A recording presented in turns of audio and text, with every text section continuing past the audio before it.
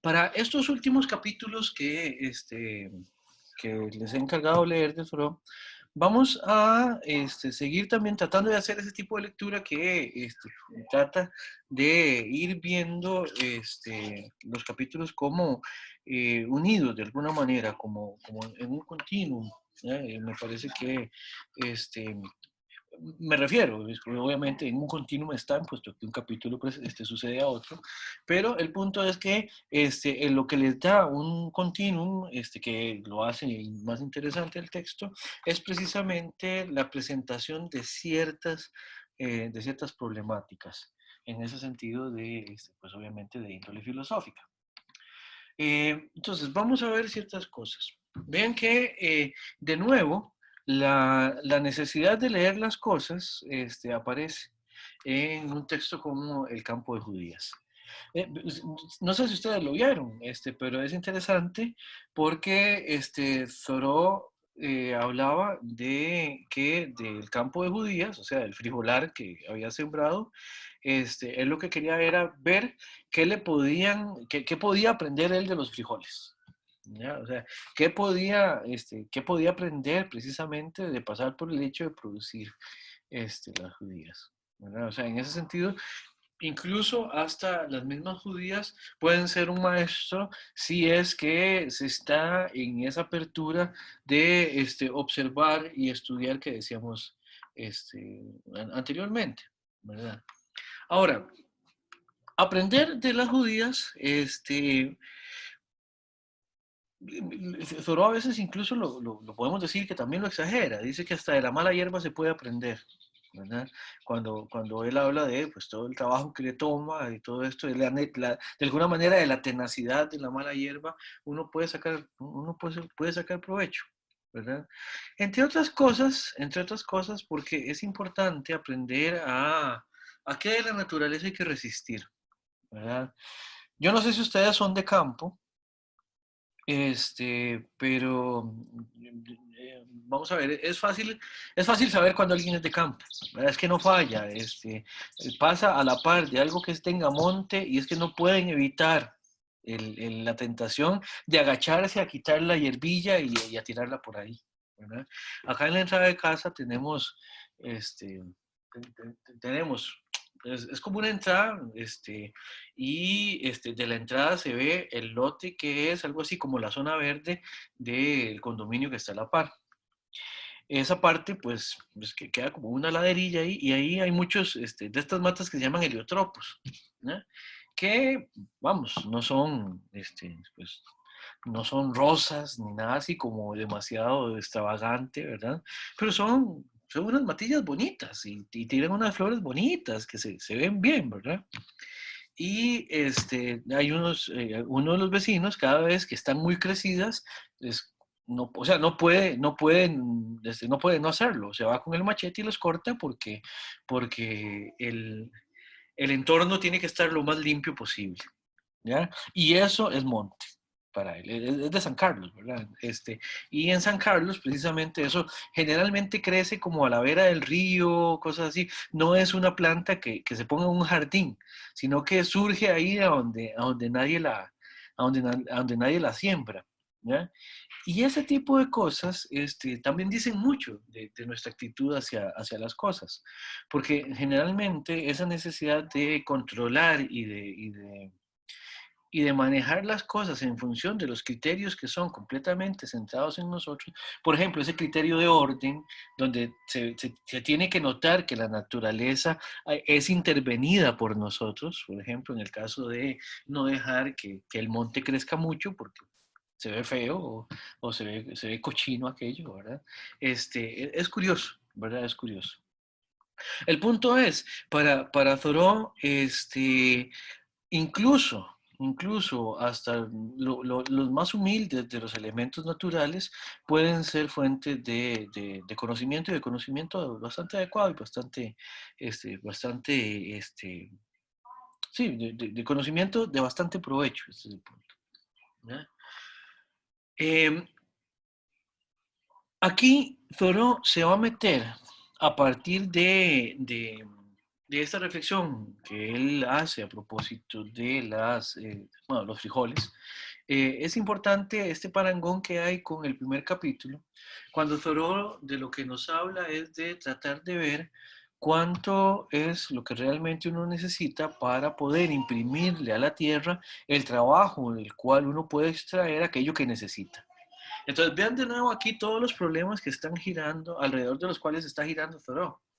El problema de una vida que trate de satisfacer las necesidades naturales de manera natural, aprendiendo de esa misma naturaleza, escuchándola para que todo de alguna manera conviva muy armoniosamente. Creo en ese sentido, Steven, que esto también sirve para seguir respondiendo a la pregunta que habías hecho, ¿verdad? Porque habría que ver en relación con lo que se está haciendo, con lo que se está evaluando, qué tanto, qué tanto nos saca de esa armonización, digamos. Y armonización tiene que ver con todo, ¿no? Armonización de esfuerzos. O sea, no, el punto es, no es esa armonía, digamos, no es buscar una especie de diluirse el individuo en la naturaleza, sino de calzar en ella de la mejor manera posible, también para sacarle provecho, también para sacarle provecho, no como para anular al individuo, digamos, en ese, no es una intención, voy a decirlo así y de repente no es la mejor, no es la mejor manera de explicarlo, pero Thoreau no está haciendo una contemplación que lo vaya a llegar a estar en un estado nirvánico, por así decirlo, en el que el individuo se haga uno con esa naturaleza. Es que más bien parte del hecho de que somos uno con la naturaleza porque somos naturaleza. Y que en ese sentido lo mejor es conocer ese entorno como, como aquello en lo que operamos, también para sacarle provecho, también para aprender de ello. ¿Se entiende? En ese sentido, Thoreau reclama mucho el desvincularse un poco de la cosecha silvestre. A propósito de esto, se me ocurría un par de cosas para traer a colación a la clase. La primera es, ustedes recordarán, en el texto de Locke, ¿verdad? Cuando Locke habla de la propiedad, cuando él está hablando todo del pacto social y todo esto. Locke deja muy claro que dejar que la naturaleza simplemente se encharrale, como decimos, como diríamos así en buen criollo, es un desperdicio. Y Locke lo que decía era que la naturaleza hay que introducirle trabajo para que sea más productiva, ¿verdad?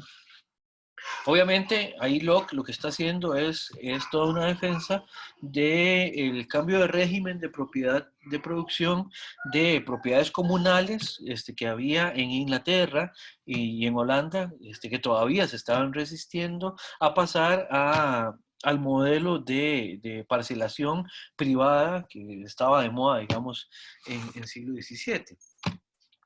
Thoreau reclama ante ese tipo de cosas porque él considera que también a la naturaleza no hay que intervenirla al punto de borrar lo que ella ha sabido hacer, y en ese sentido, podríamos decirlo así también, la naturaleza es sabia.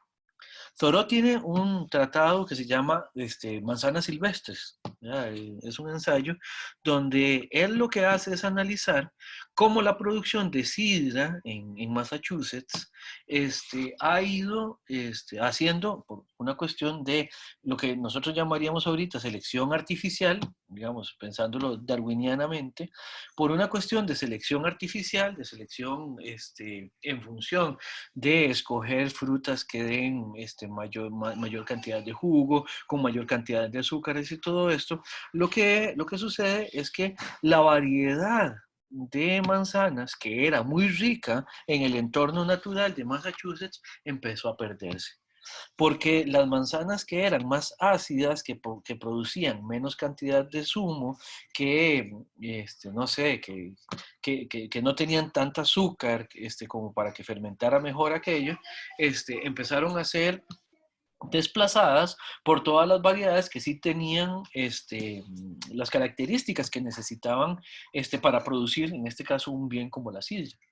Y estaban afectando sensiblemente a las poblaciones de manzanos en Massachusetts. Y Thoreau eso lo ve como un error. Lo ve como un error que no se justifica a partir del beneficio económico, ¿verdad? Hay otro tipo de beneficios que tienen valor, tal como lo está poniendo acá Thoreau. El trabajo introduce valor en las cosas, eso es un hecho. Thoreau en ese sentido estaría de acuerdo. Pero la cosecha silvestre, tal como se da en la naturaleza, sin la intervención de los individuos humanos que la alteren en demasía, esa cosecha silvestre en sus términos, digamos, más naturales, también tienen un gran valor. Este tipo de cosas, este tipo de reflexiones son las que sitúan a Thoreau como pionero en el pensamiento ecológico también. Thoreau proponía y consideraba que era legítimo reservar ciertas partes de los bosques precisamente para que se alteraran lo menos posible por la acción humana. La noción de zona protegida, de reserva forestal o incluso hasta de parque nacional, que de alguna manera empezó a manejarse mucho tiempo después.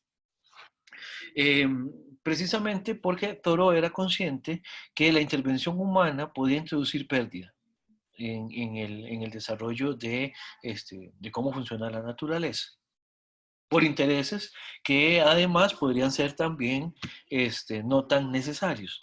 Va de nuevo esto para, como aporte para la respuesta a Steven,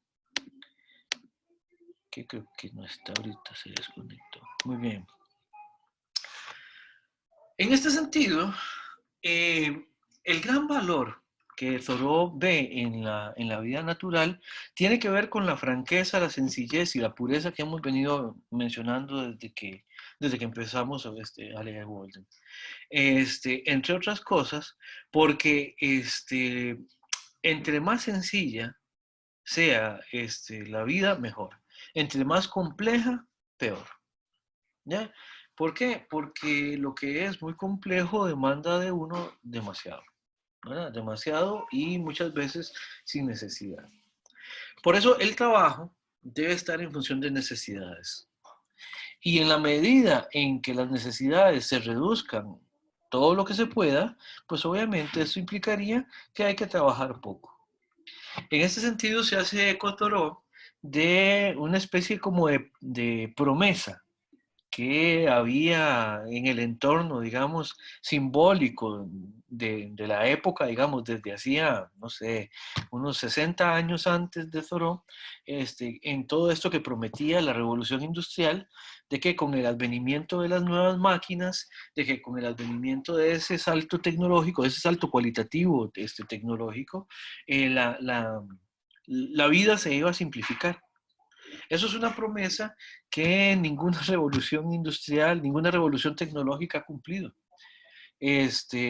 ¿Por qué? Porque los seres humanos, no sé, como que reiteradamente lo que hacemos es que aun cuando pudiéramos trabajar menos de lo que lo hacemos, terminamos trabajando más para producir más y al final, de alguna manera, se trastoca el esquema básico de lo que es una necesidad.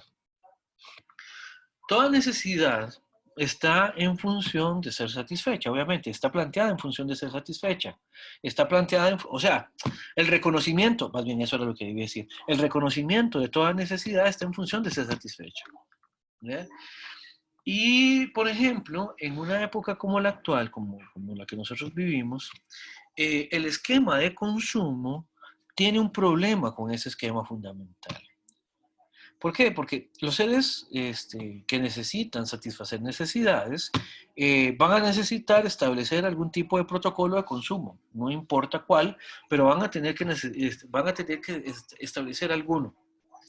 ¿Qué es lo que pasa? Si la vida es sencilla, si la vida es poco compleja en ese sentido, si la vida de lo que se trata está más cercana a las necesidades, el consumo lo que hace es responder a esa necesidad simplemente conectando a quien satisface la necesidad con los medios para que la necesidad se aplaque. ¿Ya? Por eso yo les decía ahora que no es lo mismo satisfacer el hambre que además de eso, satisfacer del hambre y además buscar de suyo, digamos, placer en realizar esa acción. O incluso, hay ciertas maneras de comer cuyo objetivo no es básicamente satisfacer el hambre, sino solamente dar placer. Me pongo a pensar, por ejemplo, estos platos de comida muy reconocida, de estos de los chefs Michelin y todo esto, ¿no? Que realmente lo que le traen a la persona es un bocadillito pequeño, que de lo que se trata es de degustarlo. Ya, no, no es un menú, o sea, en uno de estos restaurantes uno no va a ver nunca un menú como para que le traiga a uno un casado, digamos, como para el almuerzo. ¿Ya? No, es una cosa que lo que trata es combinar los sabores de manera tal que la experiencia sea la más placentera posible, pero no es un restaurante al que uno va a saciar hambre. Uno va ahí apelando a otro tipo de intencionalidad, a otro tipo de deseo o necesidad, no sé, como quieran verlo. Ahí entraríamos otra vez en la discusión que entablaba ahora con Steven. Y en función de todo esto, en lugar, por ejemplo, estoy hablando de nuestro entorno, ¿verdad? Que no necesariamente el esquema de consumo está en función de satisfacer necesidades, sino que más bien en nuestro entorno contemporáneo le hemos dado la vuelta a esto de manera tal que más bien situamos en el centro de todo el esquema de consumo. Y lo que tiene que ser satisfecho es el esquema de consumo, no la necesidad. Si pasa por alguna cosa que la necesidad y el esquema de consumo coinciden y el esquema de consumo de verdad la satisface, pues está bien.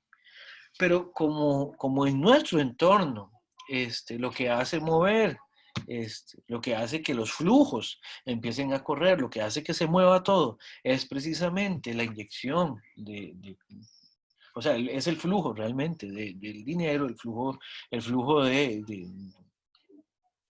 de capital, por decirlo de alguna manera. Nuestro esquema de consumo está en función de que la gente consuma todo lo que pueda, no en función de que satisfaga sus necesidades. El problema es que cuando de lo que se trata es de consumir todo lo que se pueda, aun cuando se pudiera, jamás se va a llegar a trabajar poco. ¿Por qué? Porque esa manera de operar, pues no tiene tope, así de sencillo.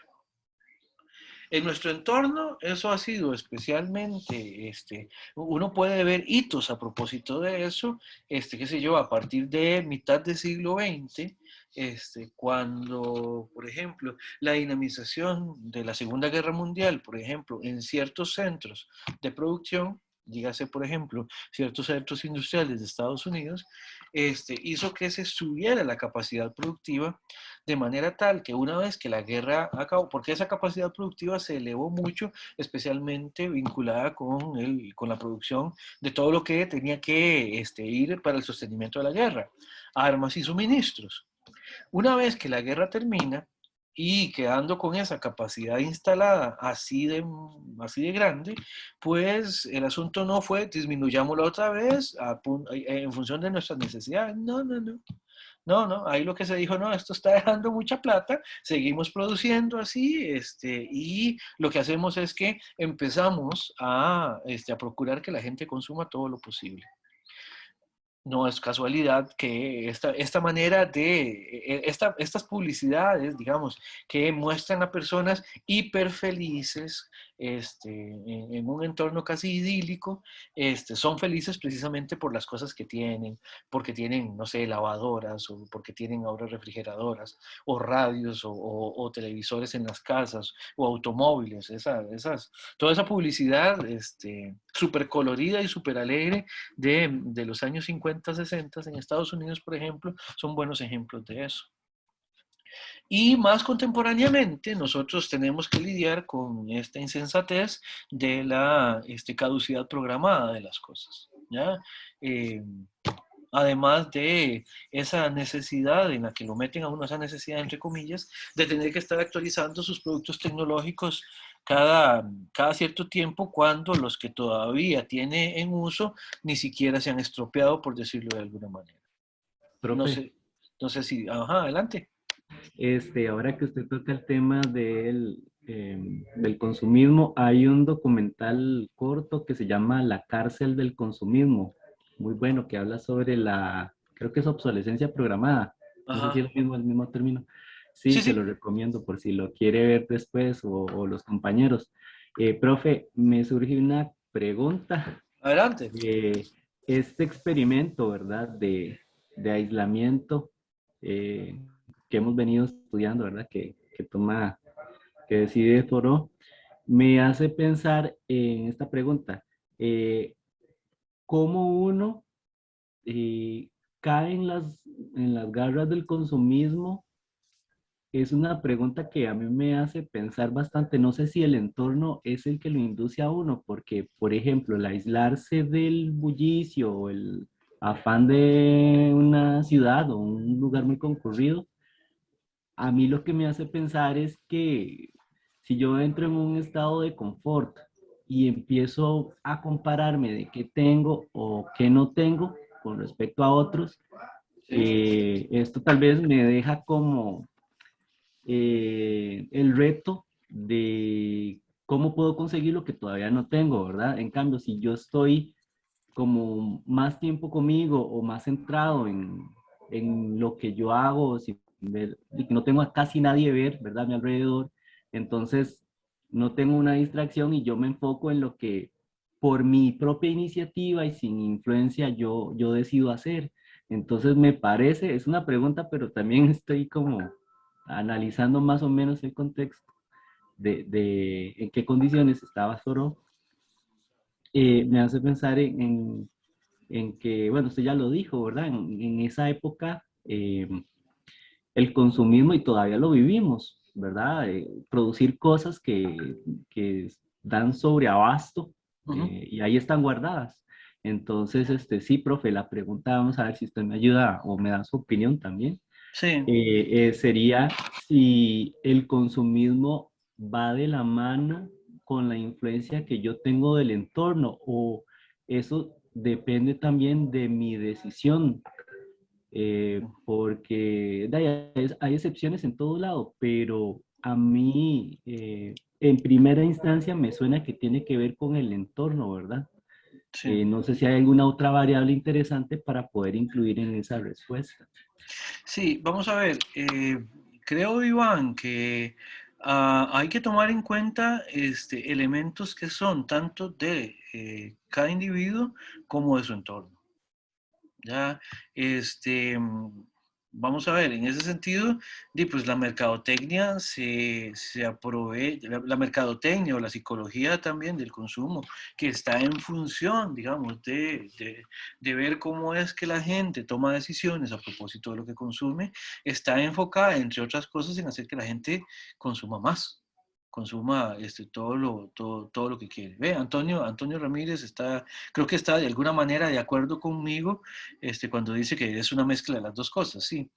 Porque también, también desde el mismo individuo se puede generar el gusto por consumir de esa manera, y habría que ver con qué herramientas y hasta qué punto uno puede distinguir qué es puramente un efecto del entorno y qué es también una propensión propia, ¿verdad? Entonces creo que juega con las dos, creo que jugaría con las dos variables, Iván. Creo que las dos intervienen. Creo que las dos intervienen. Y en relación con lo del aislamiento, pues sí, o sea, vamos a ver, basta no sé, con ver, vea que a usted, bueno, a usted no, o sea, a todo mundo, ahora nos meten publicidad en cualquier cosa, o sea, no sé, ya YouTube sin pagar, por ejemplo, eso que uno tenía la costumbre de buscar alguna lista de reproducción y dejarla, es un martirio, porque ya ahí están metiendo anuncios y lo están metiendo ¿para qué? Para que uno consuma la versión premium. Pero también se sabe, por ejemplo, que todas estas plataformas, YouTube, Facebook, son muy buenas para promocionar, promocionar mercancías, y para que uno consuma, ¿verdad? En ese sentido, eso está estudiadísimo, estudiadísimo. Y también hay que ver que hay un montón de variables, digamos, en el comportamiento humano que no son solo reflexivas, ¿verdad? Nosotros también terminamos tomando decisiones de consumo precisamente por cuestiones hasta instintivas, ¿verdad? Entonces, hay un poco de todo eso. Pero lo que diría es que, bueno, pues hay que hacerlo consciente. Hay que hacerlo consciente y, porque de lo que se trata es de saber qué significa esto. ¿Qué significa la sencillez de vida? Y de nuevo, Thoreau no tiene una pretensión homogenizante. El punto es que, de la misma manera que, como le decía ahora a Luis Carlos, en relación con esa noción de sabiduría, que en los estoicos tiene que ver con que cada quien llegue tan lejos como pueda hacerlo, ¿verdad? En relación, la sencillez de vida también está en función en función de las condiciones de posibilidad que tendrá cada quien, ¿verdad? Y ciertamente hay personas que viven vidas más complejas que otras, ¿verdad? Para Thoreau el criterio sería simplifique todo lo que pueda, ¿verdad? Simplificar, si algo se puede simplificar más, es mejor hacerlo. Hay una anécdota de Thoreau que, bueno, Thoreau era muy dado a ir a excursiones, se conocía todo o sea, los bosques ahí de Boston, bueno, y le gustaba mucho caminar y pasear por ahí, ¿verdad? Y en algún momento se le ocurrió llevarse un par de piedras que le gustaron, se las llevó para adornar con ellas su escritorio cuando eso vivía en su casa.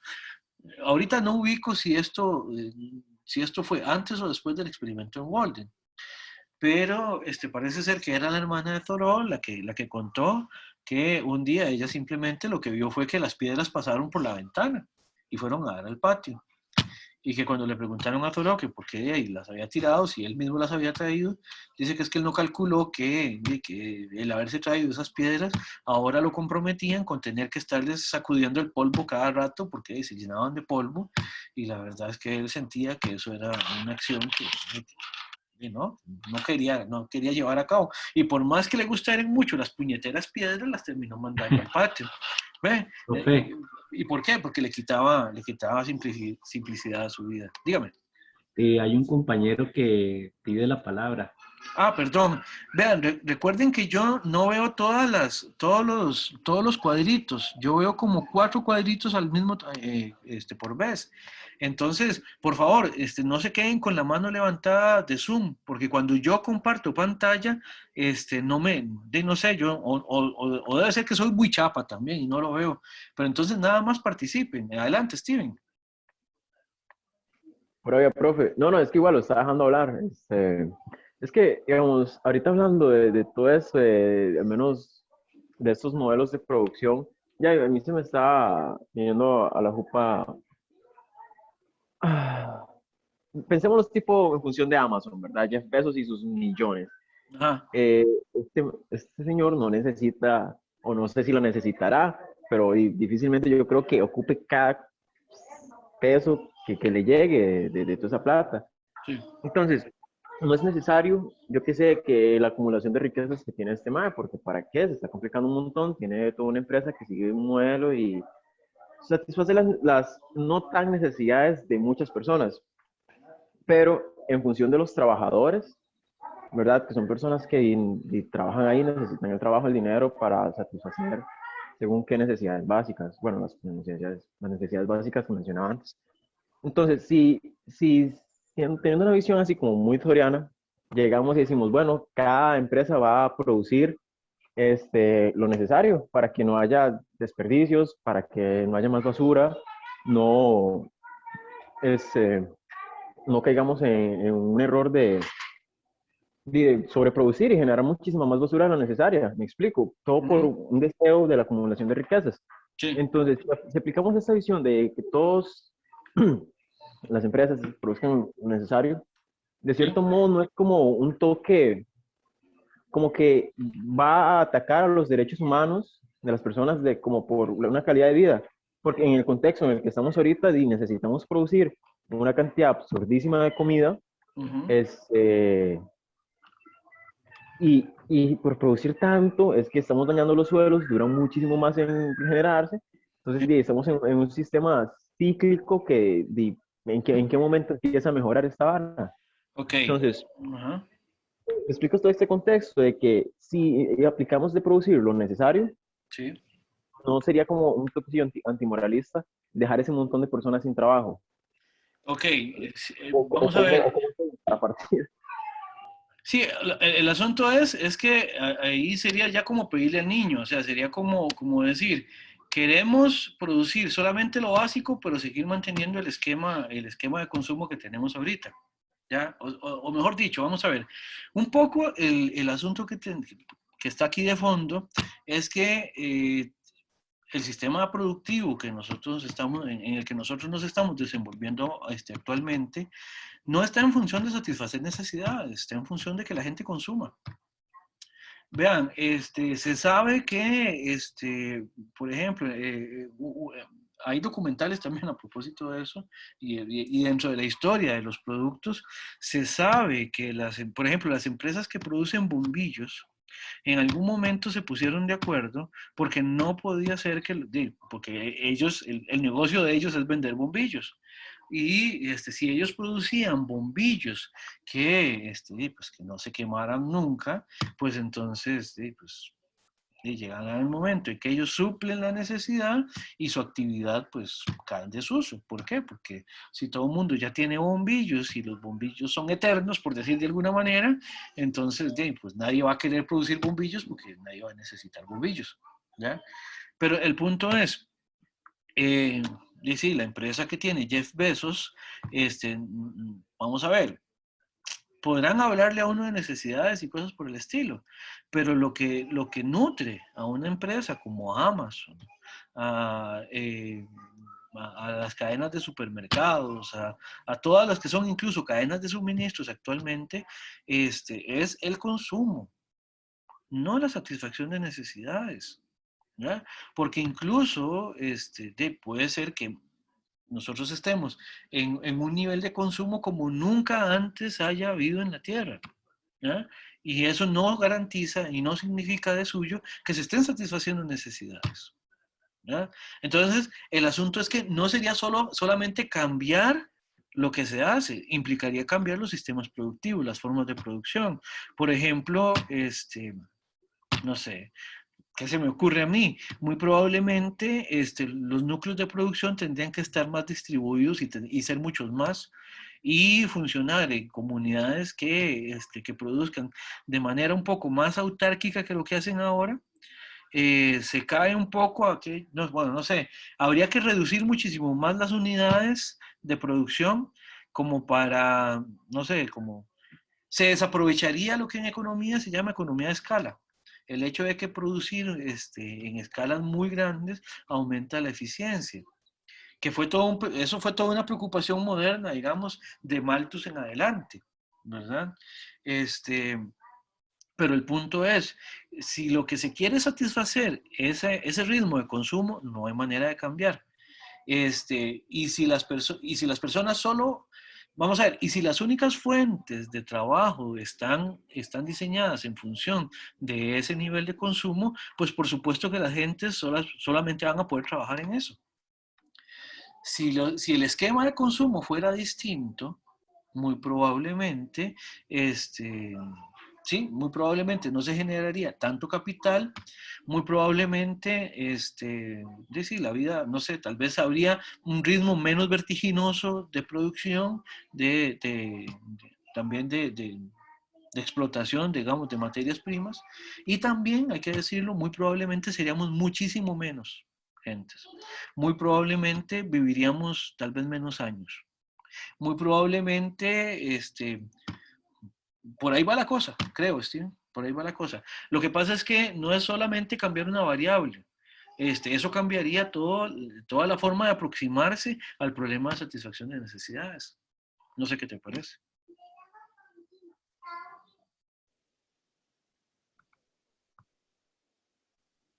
No te escuchamos, Steven.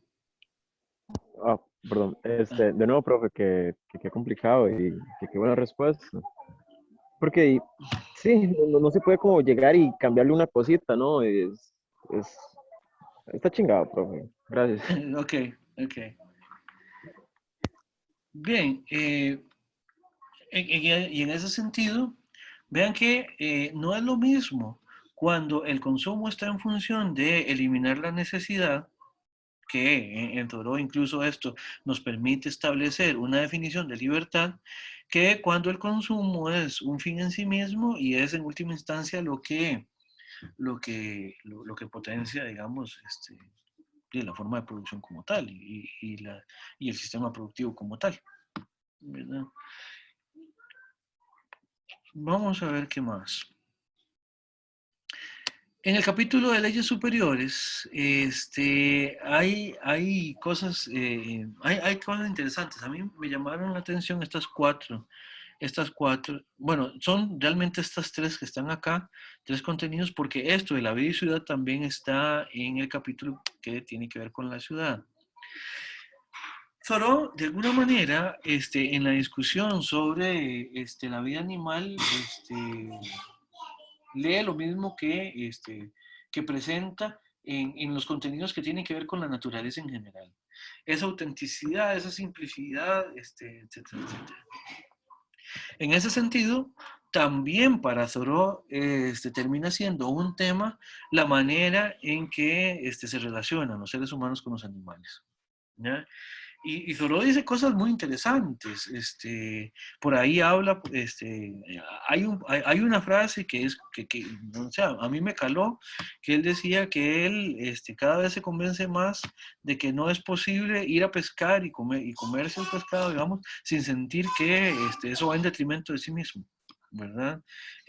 También hay algo muy interesante. En el texto en inglés, cuando Thoreau habla de matar a un animal, la palabra que utiliza es murder, que es asesinato, ¿verdad? No es hunt ni kill, es murder, ¿ya? Que básicamente lo que le eleva o lo que establece es una diferencia simbólica de cómo se está entendiendo también el trato con ese otro ser, ¿no? Y eso no deja de ser relevante. Profe, aprovechando su comentario, la traducción a otros idiomas, incluyendo el español, ha sido fiel a a ese sentir original. ¿O usted siente que incluso hasta en un entorno cultural puede maquillarse un poquito la intencionalidad del autor? Es posible, pero es que también, bueno, ya cuando estamos hablando de traducción, y yo creo que aquí hay personas que estudian la carrera de inglés, tal vez nos pueden ayudar con esto, el asunto de maquillar o no maquillar también depende mucho de los entornos de recepción. De repente hay verbos que para nosotros no son tan potentes como pueden ser para otro hispanohablante, ¿ya? Me explico. Entonces, eso de maquillar o no maquillar no depende solamente de quién traduce, sino también de quién lo lee, ¿verdad? Y por eso definitivamente lo que uno termina diciendo siempre en este tipo de discusiones es que no hay nada como poder leer a los autores en su fuente original, que el mismo Thoreau lo dice, ¿verdad? Que lo mejor sería leer a los clásicos en su lengua original, ¿verdad? Que eso potencia más la lectura. Ahora, habiendo dicho eso, pues sí, yo sí noté esa distinción de que, por ejemplo, la palabra que utiliza Thoreau es muchísimo más dura en el texto en inglés que simplemente decir matar, ¿verdad? Cuando se refiere a animales no humanos, que murder es un verbo que se refiere más a un asesinato, digamos, tiene una carga simbólica distinta. Habiendo dicho eso, ustedes vieron la parte donde Thoreau de alguna manera también incita a que la gente debería pasar por ese proceso. O sea, dice, en algún momento dice que siente lástima por el chaval, por el muchacho que no sabe usar una escopeta o que nunca ha utilizado una escopeta. Y dice algo muy cruel. Dice que las liebres emiten un sonido que es similar al llanto cuando las están cazando, cuando están muriendo.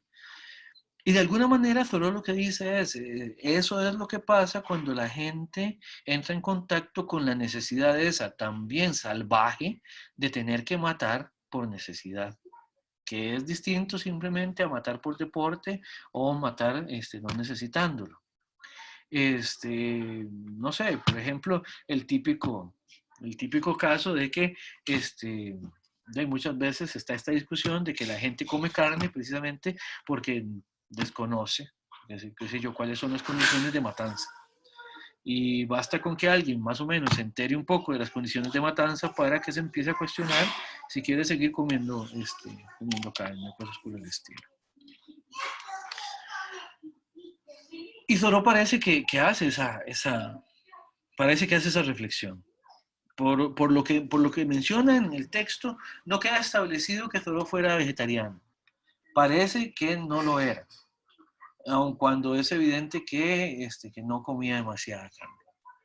Eso es, digamos que interesante. Digamos que interesante. En relación con la ciudad, porque vean, de nuevo, aquí estamos hablando de leyes superiores, ¿verdad?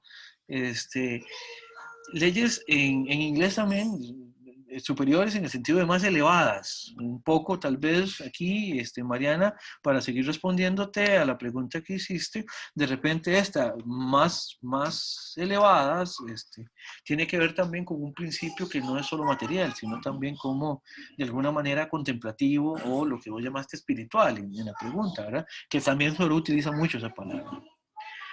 En ese sentido, para Thoreau, la ciudad es un elemento que de alguna manera introduce algo de desorden, ¿verdad? ¿Por qué? Porque la ciudad es muy compleja. Y el problema es que las ciudades tienden a ser sobrecomplexificadas, ¿verdad? Sí, y basta con ir a cualquier ciudad, basta con ir a San José, ¿verdad? Bueno, cuando no había pandemia, bastaba con ir a San José en día de pago o el día del Viernes Negro o, no sé, el día de las fiestas de fin de año para que vieran una cosa compleja, digamos, compleja en serio.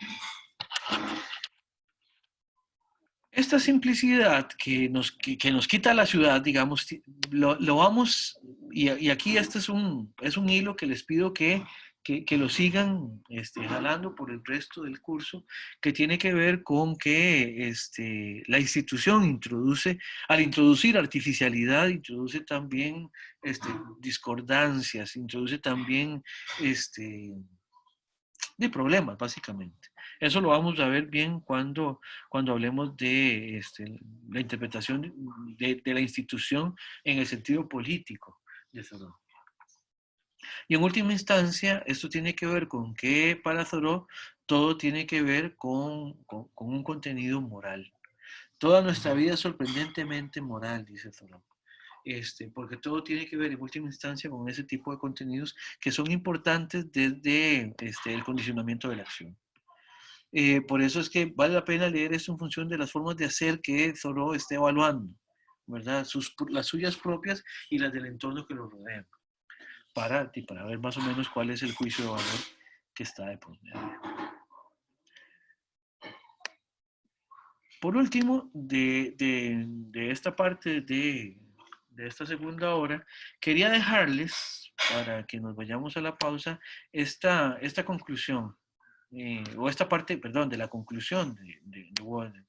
Esto está ya en el último capítulo, que solo lo que nos menciona es que, y me voy a permitir leer la cita, dice: aprendí con mi experimento que si avanzáramos confiadamente en la dirección de nuestros sueños y nos esforzáramos por vivir la vida que habíamos imaginado, nos encontraríamos con un éxito inesperado en las horas corrientes. Vean cómo para Thoreau tiene que ver esto de meterse como en una especie de sintonía con lo que se descubre, digamos, una vez que se hacen todas estas preguntas, todas estas evaluaciones que se establecen desde el inicio de Walden como un experimento. Bien, son las 5:50, podríamos hacer aquí nuestra segunda pausa. De modo que dejo de grabar en este momento.